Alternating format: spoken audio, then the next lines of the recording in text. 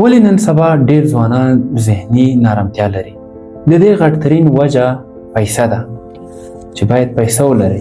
اوس د پیسو ګټلو لپاره خو ډېرې لارې دي او انټرنیټ ډېرې لارې فراهم کړي دي، ډېرې لارې جوړې کړي دي، خو موږ به په هغه لاره ځو چې هغه اسلامي لاره وي او په هغه لاره کې برکت اوسي. همدغه موبایل چې په لاس کې لرئ، همدا انټرنیټ چې شپه ورځ استعمالوئ، ولې د واتساپ نه پیسې نه ګټئ؟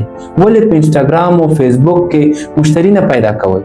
خو دا هغه وخت کوئ شي چې مثبت او په خپل ځان کار وکړئ، مطالعه وکړئ، بزنسونه سټډي کړئ، انټرنیټ کې ښې ویډیوګانې وګورئ، یوټیوب کې ښې ویډیوګانې وګورئ.